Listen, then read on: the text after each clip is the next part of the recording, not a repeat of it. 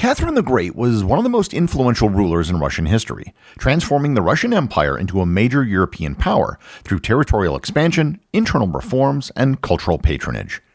Her reign marked the pinnacle of Enlightened Absolutism in Russia as she embraced Western philosophical ideas while consolidating autocratic rule. Yet she was unlike every other Russian ruler in one important aspect, and it wasn't the fact that she was a woman. Learn more about Catherine the Great and how she managed to change Russia on this episode of Everything Everywhere Daily.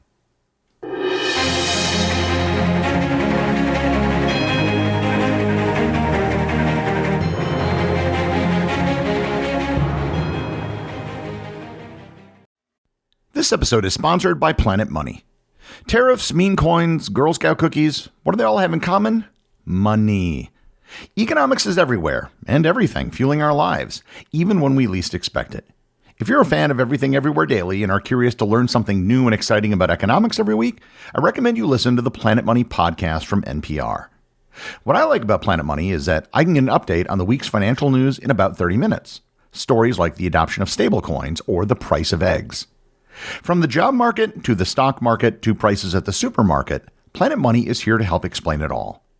The Planet Money hosts go to great lengths to help explain the economy. They've done things like shot a satellite into space, started a record label, made a comic book, and shorted the entire stock market.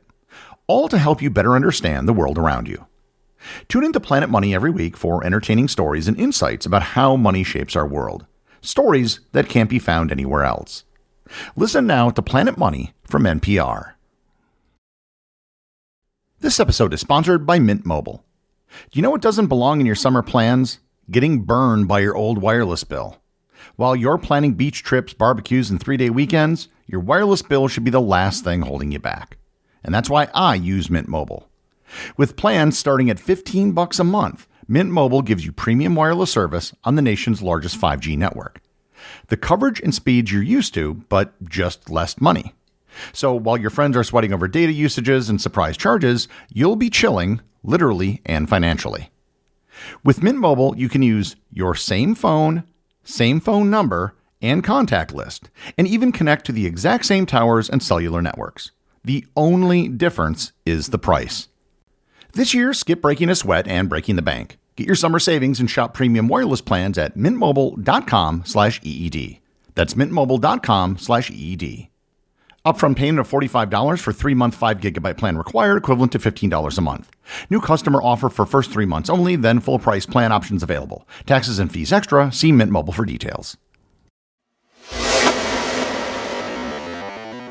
The woman known as Catherine the Great was born Sophie Friederike Augusta von Anhalt-Zerbst-Dornberg on May 2, 1729 in Stettin, Prussia, which is now modern-day Szczecin, Poland. And this tells you the first two things you need to know about Catherine the Great. The first is that her name was not Catherine at birth, and the second is that she wasn't Russian. One of the most famous leaders in Russian history wasn't ethnically Russian, she was German. Her father, Christian August of Anhalt-Zerbst, was a Prussian general and a member of the petty German nobility. Her mother, Johanna Elizabeth of Holstein-Gottorp, was an ambitious and distantly related to the ruling houses of Europe, which would prove instrumental in Sophie's path to power. The young Sophie received an education typical of German nobility of her time, learning French, which was the language of European diplomacy in the 18th century, as well as German and later Russian. She was also instructed in dancing, music, and the social graces expected of aristocratic women. However, what set Sophie apart was her intellectual curiosity and voracious appetite for reading, particularly works of philosophy and political theory. At the age of 14, Sophie was selected by the Russian leader, Empress Elizabeth, to marry Grand Duke Peter of Holstein-Gottorp, heir to the Russian throne and the grandson of Peter the Great. This invitation represented a calculated political move by Elizabeth, who sought to strengthen Russia's ties with the German states while ensuring the succession remained within her family line. Upon arriving in Russia, Sophie demonstrated remarkable adaptability and political acumen that would serve her throughout her life. She immediately began learning the Russian language and customs, converted from Lutheranism to the Russian Orthodox Church, and took the name Yekaterina Alexeyevna. The transformation was not merely ceremonial, but represented a genuine commitment to becoming Russian rather than remaining a foreign princess. She married Peter in 1745 and became the Grand Duchess Catherine. Their marriage was fraught from the beginning. Peter was emotionally unstable and immature, and the two quickly grew apart. When Empress Elizabeth died in 1762, Peter ascended to the throne as Emperor Peter III. Catherine, meanwhile, had spent almost 18 years as Grand Duchess, cultivating support amongst the military, political elite, and the Orthodox Church. She also engaged in extensive self-education, reading works by Enlightenment philosophers like Voltaire, Diderot, and Montesquieu. This intellectual development was crucial because it provided her with the theoretical framework she would later use to justify and implement her reforms as empress. Catherine's ascension to the throne came through one of history's most successful palace coups. When Peter III became emperor in January of 1762, his erratic behavior and pro-Prussian policies quickly alienated the military, the nobility, and the Orthodox Church. He withdrew Russia from the 7 Years' War just as victory seemed within reach, and returned conquered territories to Prussia and planned to attack Denmark to reclaim his native Holstein. Catherine recognized that Peter's reign threatened Russia's stability and her own survival. Working with key conspirators, including her lover Grigory Orlov and his brothers, she carefully orchestrated Peter's overthrow. On July 9, 1762, while Peter was away from the capital, Catherine appeared before the Izmailovsky Guards Regiment in St. Petersburg and proclaimed herself empress. As a side note, the official title of rulers of Russia at this time was emperor or empress, not Tsar or Tsarina. The older term Tsar had officially been changed to emperor in 1721 to make it align with other monarchs in Europe, although the term Tsar continued to be used informally until 1917 when the monarchy collapsed. The coup succeeded because Catherine had spent years building relationships and demonstrating her commitment to Russian interests. The military, clergy, and nobility saw her as a preferable alternative to the increasingly unstable Peter III. Peter abdicated, was arrested, and died a little more than a week later under mysterious circumstances, possibly murdered, although Catherine publicly denied any part in his death. On September 22, 1762, Catherine was crowned Empress of Russia as Catherine II, despite not being of Russian blood or even a direct heir. Catherine's reign lasted 34 years, one of the longest in Russian history. It's widely regarded as the golden age of the Russian Empire, marked by military expansion, administrative reform, and a flourishing of the arts and Enlightenment ideas. Catherine saw herself as an enlightened despot and was heavily influenced by Western philosophers with whom she corresponded with on a regular basis. Catherine's most ambitious project was the creation of a new legal code for Russia. In 1767, she convened the Legislative Commission, bringing together representatives from various social classes to help draft comprehensive legal reforms. Her instruction to this commission outlined principles drawn from Enlightenment philosophy, emphasizing the rule of law, proportional punishment, and individual rights. Though the commission ultimately failed to produce a completely new code, the process itself was revolutionary for Russia. For the first time in Russian history, representatives from merchants, state peasants, and even some ethnic minority groups were given a voice in governance. Catherine utilized the Commission's discussions to more effectively understand the empire's diverse needs and challenges. She also restructured provincial administration through the Provincial Reform of 1775, dividing the empire into 50 provinces of roughly equal size. This reform created more efficient local government and established new institutions for education, public health, and social welfare. The reform represented a significant step towards modern administrative practices, helping to integrate Russia's vast territories under a single centralized control. Catherine understood that Russia's development required not just political reform, but cultural transformation. She established Russia's first state schools for both boys and girls, founded the Hermitage as a center for art and culture, and supported the development of Russian literature and theater. Her correspondence with Voltaire and other French philosophers brought Enlightenment ideas directly into Russian intellectual life. She established the Free Economic Society, Russia's first economic organization, and encouraged agricultural innovation and manufacturing development. Catherine also founded Russia's first medical schools and hospitals, recognizing that public health was essential for national strength. Catherine's military campaign significantly expanded Russian territory and influence. Her 2 wars against the Ottoman Empire secured Russia's access to the Black Sea and established Russian influence in the Balkans. The annexation of Crimea in 1783 gave Russia control of this strategically crucial peninsula and marked the beginning of Russian dominance in the Black Sea region. These territorial gains were not mere military conquests, but represented careful strategic planning. Catherine understood that Russia needed secure borders and access to warm water ports for economic development. Her expansion southward towards the Black Sea opened up new trade routes and brought fertile agricultural lands under Russian control. Catherine also played a central role in the partitions of Poland, which led to the eventual dissolution of the Polish-Lithuanian Commonwealth. She initially installed her former lover Stanislaw Poniatowski as King of Poland in 1764, expecting him to act as a compliant ally.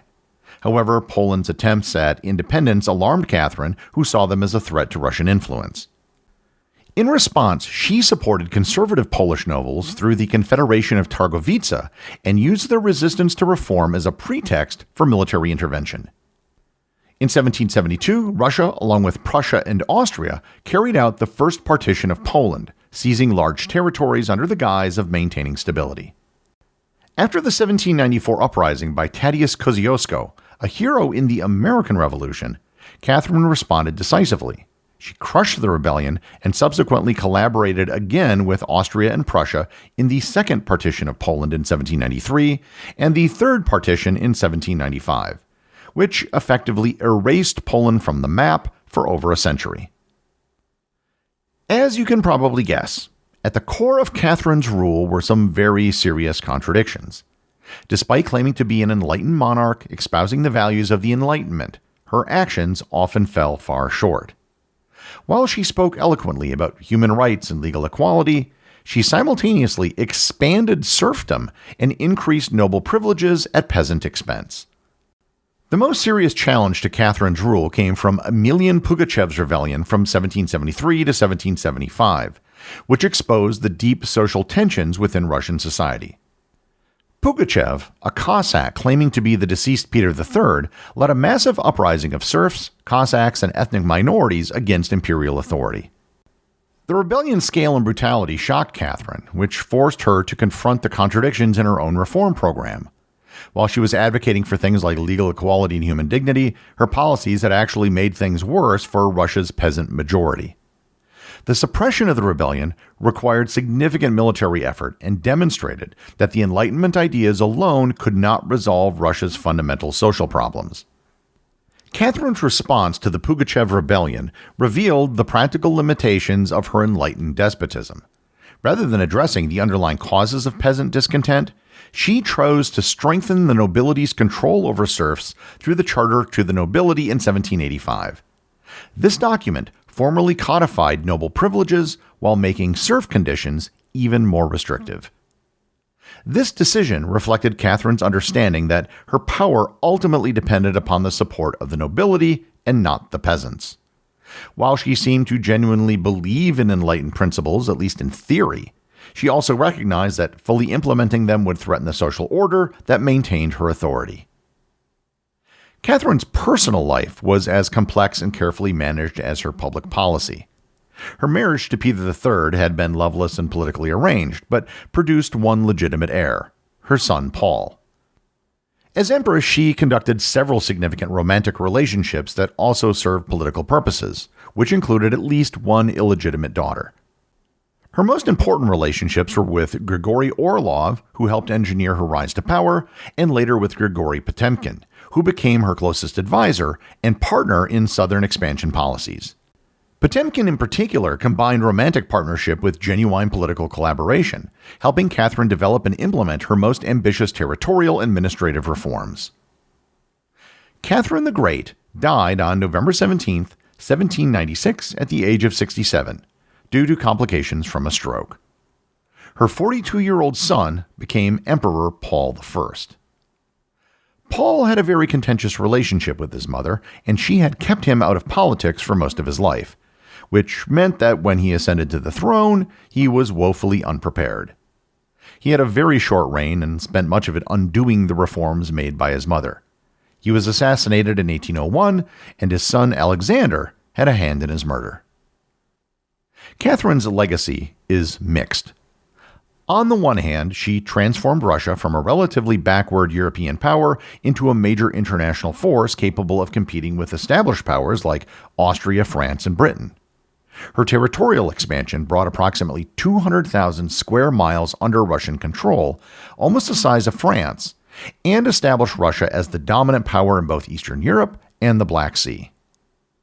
Catherine's cultural and educational initiatives laid the foundation for Russia's 19th century literary and artistic achievements.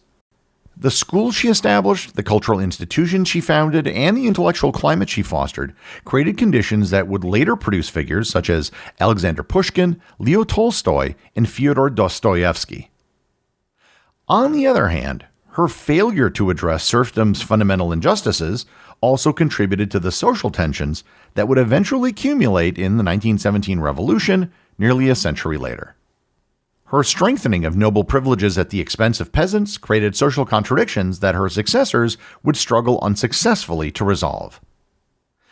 But ultimately, the story of Catherine the Great is that of a minor German princess who went on to become the ruler of one of the largest countries in the world, a country that she wasn't even a native of.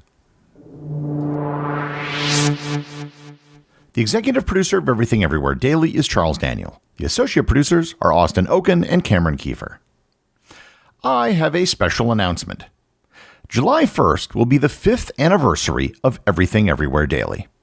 And as such, I'm going to be hosting a small event on the evening of Saturday, July 19th. It'll be held at McFleshman's Brewing Company in Appleton, Wisconsin, a place you might be familiar with if you happen to listen to the other podcast I host. I realize this show is a global audience, and the vast majority of you will not be able to attend. However, if you're in the area and you'd like to come out and meet me and other listeners of the show in person, I'd love to see you.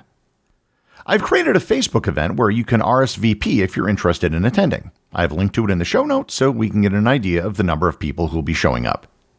This is your big chance to ask me any questions that haven't made a Q&A episode or even pitch me on episode ideas in person. And I might have some other things I might roll out depending on the number of people that show up. I will let you know as the date gets closer.